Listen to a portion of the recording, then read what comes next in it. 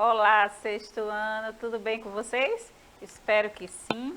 Eu sou a professora Adriana Maria, este é o meu sinal e estamos aqui para mais uma aula de língua portuguesa. Eu vou me autodescrever. Hoje eu visto blusa verde, calça jeans azul e sou uma mulher parda, de estatura baixa, uso óculos, estou em pé nos estúdios Educa Recife.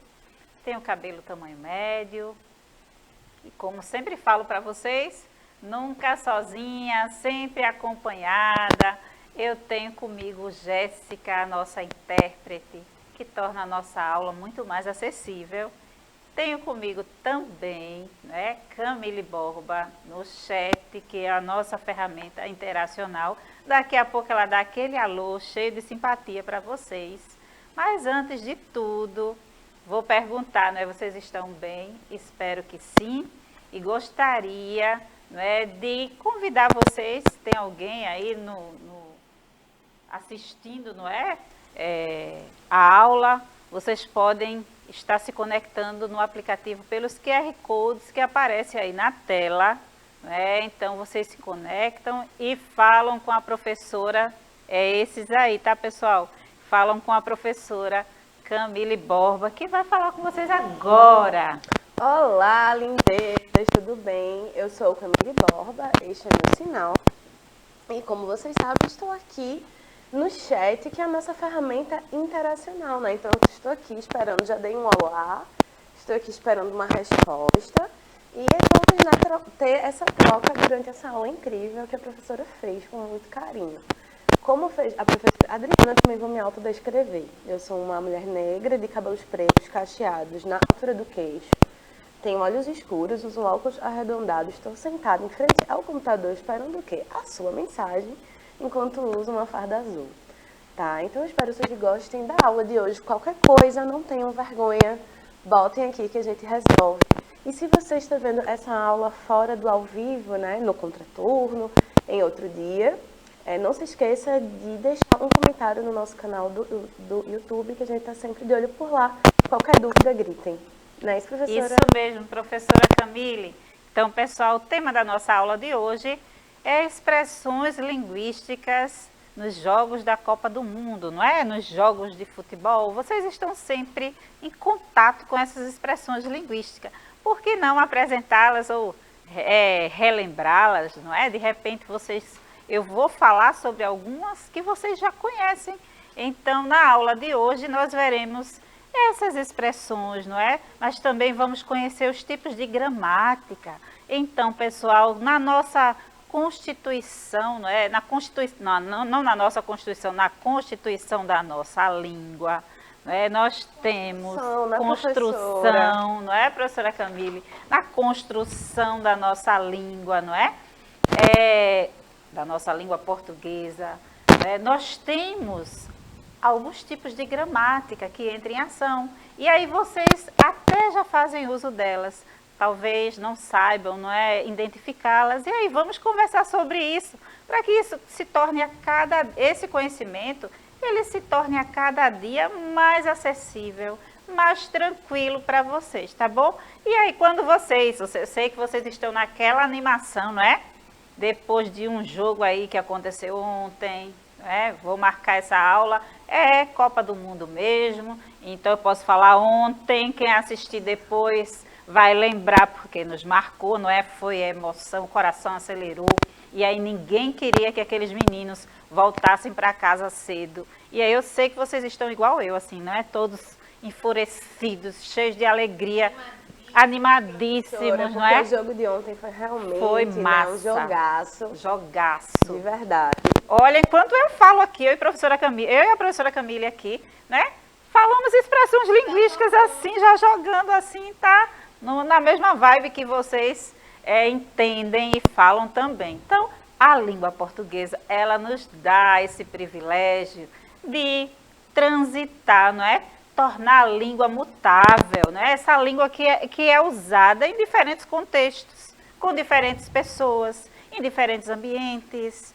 Então, estamos falando sobre a gramática. A gramática, quando a gente apresenta para vocês, colocamos ali para vocês, né? Começamos pelas classes gramaticais, identificando, só que isso aí já está batido. Vamos trazer algo mais assim, uma comida mais substanciosa, não é?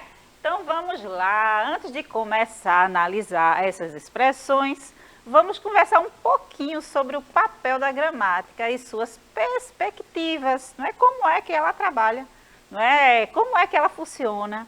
Então, afinal, o que é gramática? Na verdade, não existe uma gramática, minha gente. Existem várias gramáticas. A palavra gramática, ali, a segunda palavra, está aí faltando o acento, não é? E aí vocês têm duas palavras aí, gramática, nestes slides. E aí, pessoal, vocês conseguiram identificar? Se não identificaram, identifiquem. Sabe por quê? Porque precisamos ler prestando atenção, não é? Na escrita, na entonação da voz. Então, toda vez que eu ler, você lê, não é? Nós temos que ouvir aquilo que estamos falando, não é? Rever, não é? Prestar atenção naquilo que estamos escrevendo. E errar, vai sempre acontecer erros, mas nós temos que identificar e fazer esta correção, tá, minha gente? Então isso não é nada absurdo e você vai passar por isso, vivenciar isso sempre e aí retoma de onde você parou ou conserta o que você errou e bola para frente, vai seguindo. Então, vamos ler os slides novamente. Diz, na verdade, não existe uma gramática. Existem várias gramáticas, que são perspectivas diferentes sobre a língua. Então, não é só uma gramática. E aí, essas gramáticas apresentam as regras, mas quem movimenta e faz da língua um sistema vivo, imutável, somos nós, agentes da comunicação. Então, eu e você, nós somos esses agentes da comunicação. Nós estamos comunicando o tempo todo.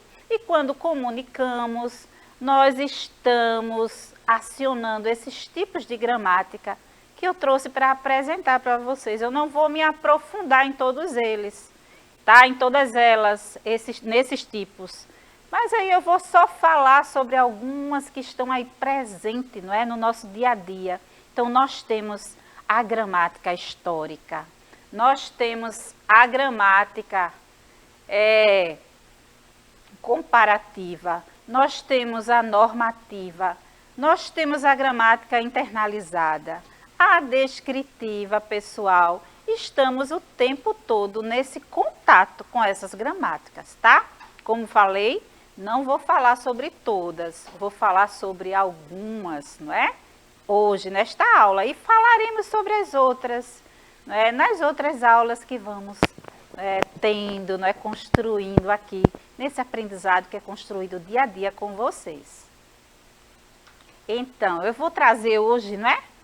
Trazer para vocês a gramática internalizada, que é aquela que é aprendida ali, não é? Na primeira infância, quando você escuta, não é, o seu pai, sua mãe, os seus avós, vizinhos, tios, que falam ali, conversam com você e você começa a balbuciar as palavras. E às vezes você não fala, não é? Não fala os verbos como são, você não pronuncia as palavras, não é, como os S's e R's, não é? Às vezes é apenas um indício daquela palavra, mas é entendida pela mãe, não é? Quando vai chamar papai, chama mamãe, não é? Ao invés de falar o P, fala o M, não é? E a mãe fica cheia de vida, não é? Mas ela entende, ele ou ela não está chamando mamãe, está chamando papai, não é? Porque a mãe fala o tempo todo, se refere ao pai, e aí a criança aprende a chamar primeiro o nome do pai, vejam só. É assim que acontece, às vezes a mãe, não é?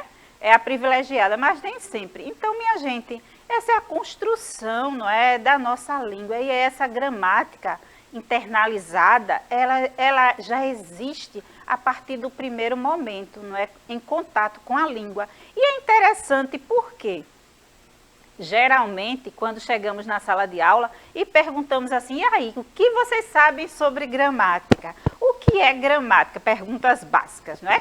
Falada no dia a dia pelo professor de língua portuguesa. E aí vocês dizem assim, vocês sabem gramática?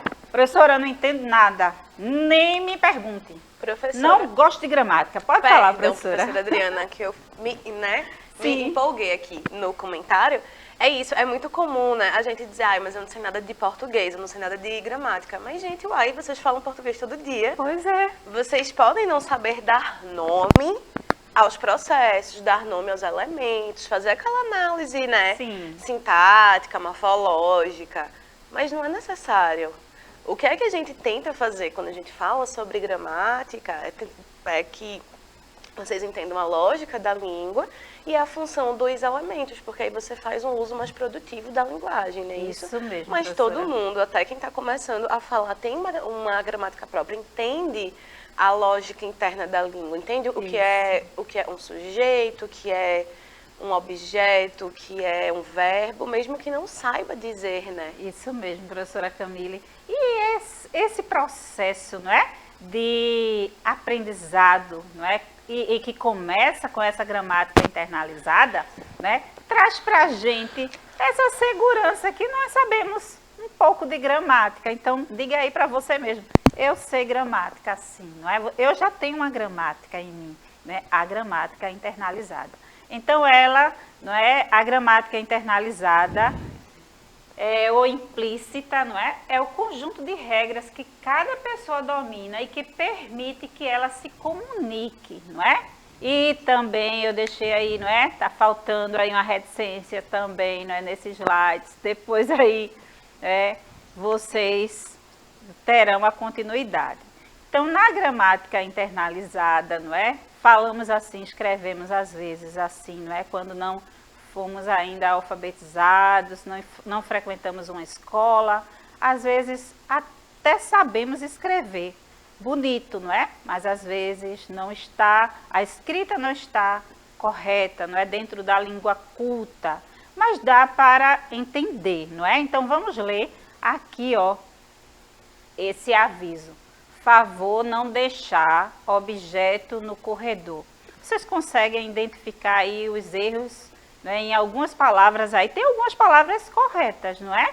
Então, esse falante da língua portuguesa, não é? Ele consegue, não é, escrever, mas aí ele deixa algumas palavras faltando, né, ou algo está errado na escrita, não é?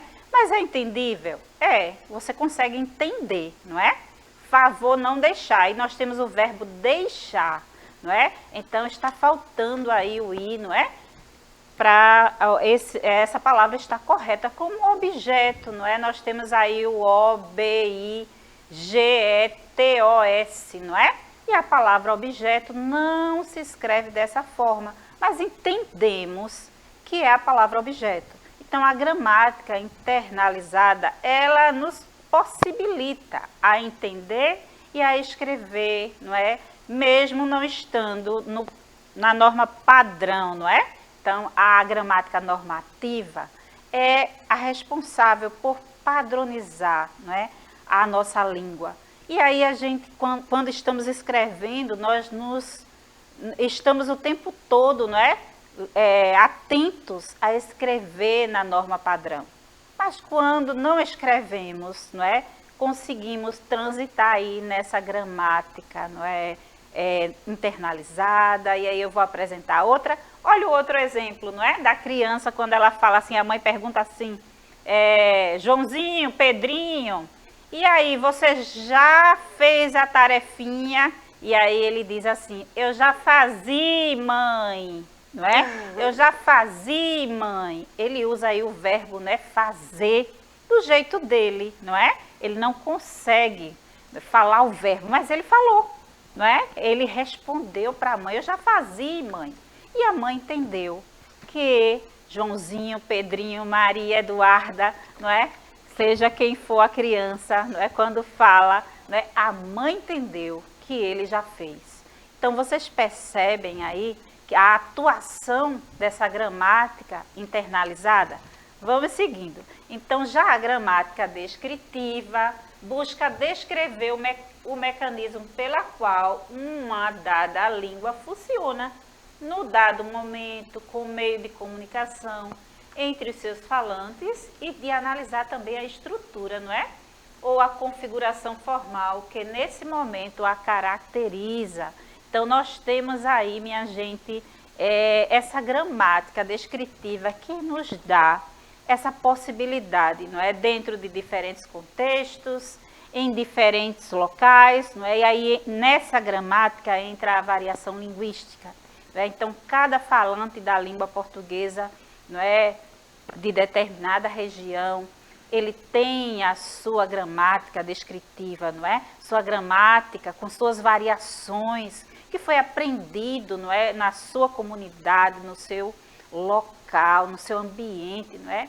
A qual ele está inserido. Então, minha gente, nós temos várias possibilidades, nós temos vários tipos de gramática para serem exploradas e faladas no nosso dia a dia.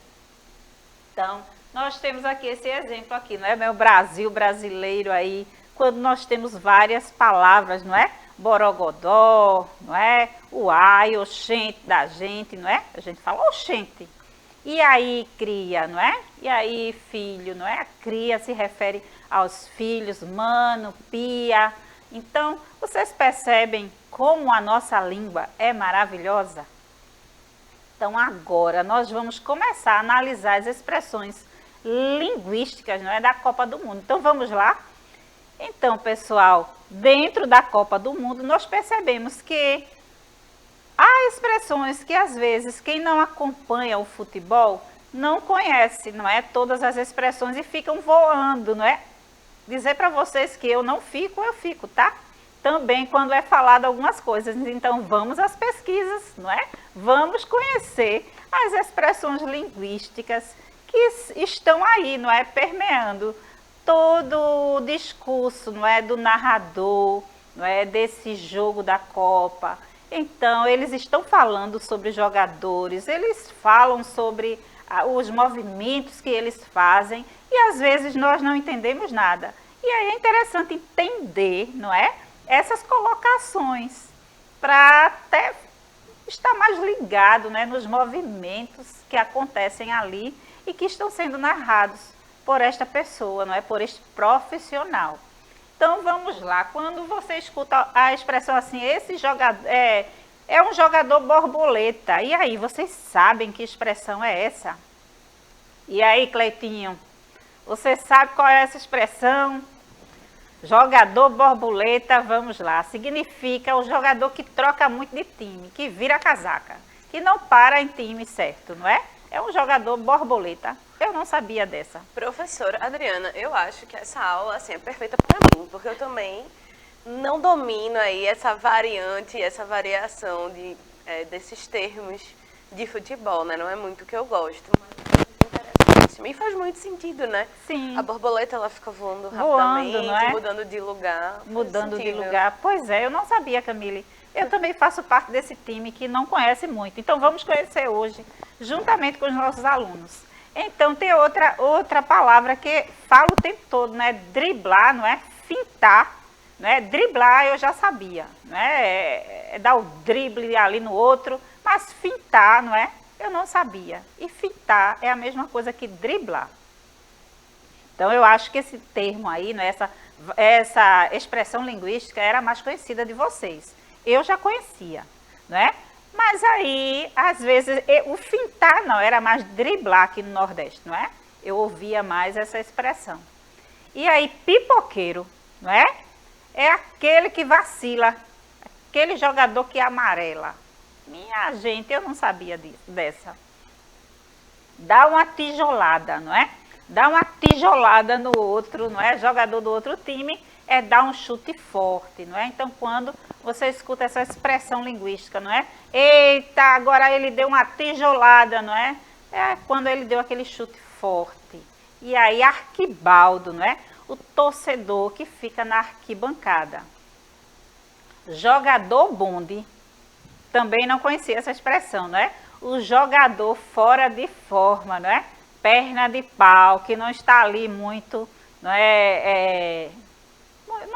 Não fez os treinos, né, como deveria, e aí não consegue se movimentar tanto. E aí a bola entrou onde a coruja dorme, na gaveta. E aí, minha gente, vocês já ouviram essa expressão, não é? A bola entrou agora onde a coruja dorme. E aí? Entrou na gaveta. Então, essa expressão significa que a bola entrou no ângulo reto superior da trave. Imagine um quadrinho lá. Foi lá que a bola passou.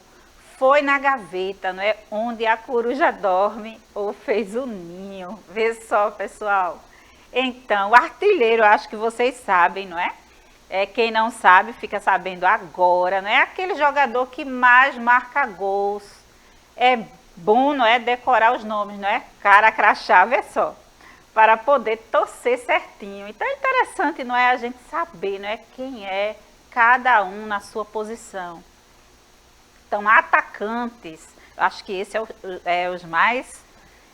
são os mais falados e conhecidos, não é? Como o nome indica, não é? São os jogadores que vão para o ataque na intenção de tirar a bola do outro time e fazer gol. Então, quem é familiarizado aí com as expressões linguísticas do futebol, professora, isso aí eu já sei tudo. Mas pode ter aí alguém, como eu, do time da professora Camille, do time de Adriana, que não conhece muito as expressões. Então, temos a oportunidade de conhecer, não é mesmo, pessoal? Então, bandeirinha, não é? Você provavelmente sabe quem são, não é? Os auxiliares do juiz, não é? A função deles é ser os olhos do juiz, não é? Onde os olhos deles não alcançam, principalmente na área próxima ao gol. Mas aí agora a gente tem uma ferramenta tecnológica que rapidamente, não é? Todos os movimentos são definidos, julgados, não é? Em tempo real e resolvido, que é o VAR, não é?